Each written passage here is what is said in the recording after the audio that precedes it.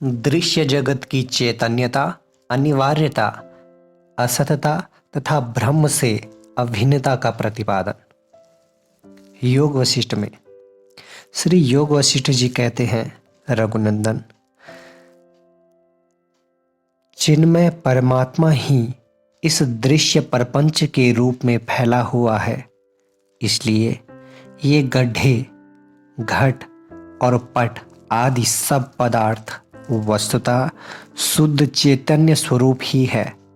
जैसे स्वप्न में शुद्ध चेतना ही घट पट आदि पदार्थों के रूप में भासित होता है, और जैसे जल ही तरंग रूप से प्रतीत होता है, वैसे ही शुद्ध चेतन तत्व ही इस दृश्य रूप में प्रकाशित हो रहा है।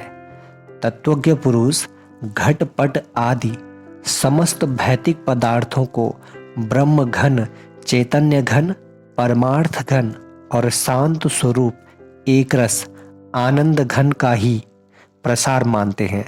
श्री राम, आत्मख्याति, असत ख्याति, अख्याति और अन्यथा ख्याति, ये जो पदार्थ, शब्दार्थ, दृष्टियां हैं, तत्वज्ञानी पुरुष के लिए खरगोश के सींग के भांति असत है।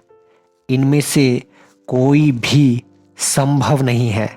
केवल चेष्टा शून्य शांत स्वरूप व्यवहारिक नाम से आदि से रहित ज्ञाता यानी साक्षी परमात्मा ही सर्वत्र विराजमान है।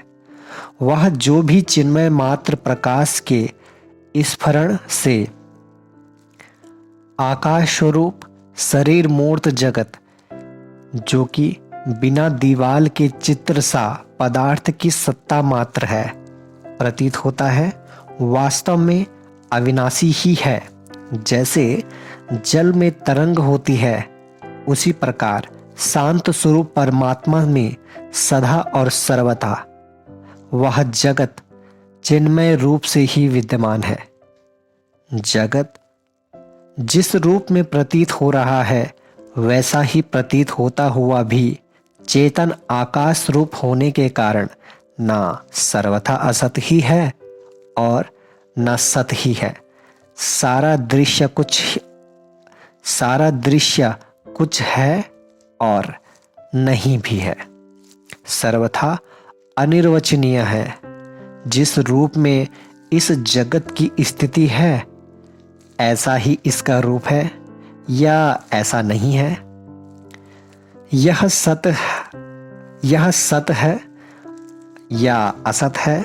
संसार चक्र के विषय में उठने वाले इन प्रश्नों का यथार्थ उत्तर जगत का यथार्थ स्वरूप तत्वज्ञानी महात्मा ही जानते हैं, दूसरा नहीं।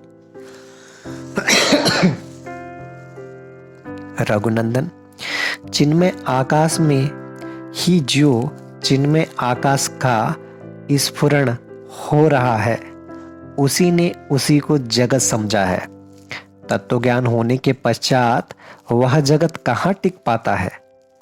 पूर्ण परब्रह्म परमात्मा से ही यह पूर्ण ब्रह्म में जगत उसके प्रकट ना करने पर भी प्रकट सा हुआ प्रतीत होता है।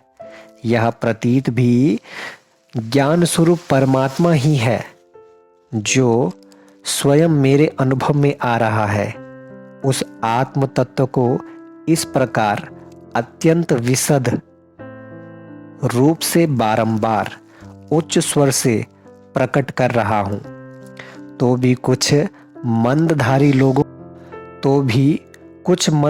लोगों के भीतर जो भी मूढ़ता घर किए बैठी है, वह स्वप्न तुल्य जगत में यह जागृत सत्य ही है, ऐसा विश्वास का आज भी त्याग नहीं कर रही।